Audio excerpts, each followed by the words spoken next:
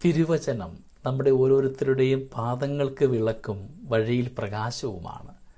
അന്ധകാരമയമായ ലോകത്തിൽ നാം ഓരോരുത്തരും ജീവിക്കുമ്പോൾ വചന വെളിച്ചത്താൽ നമ്മുടെ പാത അനുഗ്രഹമാകുവാൻ നമുക്ക് തീരുമാനമെടുക്കാം.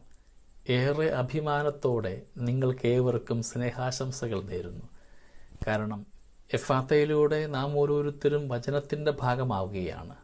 വചനം ധ്യാനിച്ച്, വചനം ജീവിച്ച്, വചനമാകുവാനും വചനമേകുവാനുമുള്ള വിളിയുടെ ഭാഗമായി നാം ഓരോരുത്തരുമായിരിക്കുമ്പോൾ നിങ്ങളെ ഓരോരുത്തർക്കും വേണ്ടി പ്രാർത്ഥിക്കുന്നു. വചനത്തിൻ്റെ വരികൾക്കിടയിലുള്ള അർത്ഥം മനസ്സിലാക്കിക്കൊണ്ട് ഒരു വലിയ ധർമ്മം നിങ്ങൾ സ്വീകരിക്കുന്നുണ്ട്. ഈശോയെ സ്നേഹിക്കുന്ന മക്കളെന്ന നിലയിൽ നമുക്കൊരു തവണയെങ്കിലുമൊക്കെ ആ വചനം ഒന്ന് മുഴുവൻ വായിച്ച് ധ്യാനിക്കുവാനുള്ള ഭാഗ്യമുണ്ടാവുക എന്നുള്ളത് ഒരനുഗ്രഹം തന്നെയാണ്. നിങ്ങളിന്ന് ഈ അനുഗ്രഹത്തിൻ്റെ പാതി വഴിയായവരുണ്ട്, ആരംഭിക്കുന്നവരൊക്കെയുണ്ട്. ഏവർക്കും എല്ലാ സ്നേഹാശംസകളും നേരുന്നു. ഏറെ സ്നേഹത്തോടുകൂടെ വചനത്തിൻ്റെ ഉപാസകരായി മാറുവാനായിട്ടും ആത്മാർത്ഥമായി അതിലെ വരികൾക്കിടയിലുള്ള അർത്ഥങ്ങളും നിങ്ങളോട് എന്താണ് ഈശോയ്ക്ക് പറയാനുള്ളതെന്ന് മനസ്സിലാക്കിക്കൊണ്ട് മുമ്പോട്ട് പോകാം.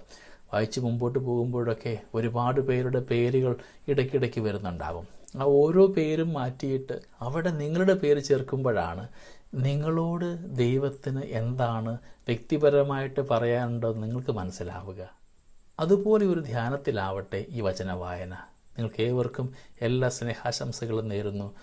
വചനമാകുന്ന മിശിഹ നിങ്ങളുടെ ജീവിതത്തിൽ നിന്നും അനുഗ്രഹമായ ഒരു പ്രകാശമായി മാറട്ടെ.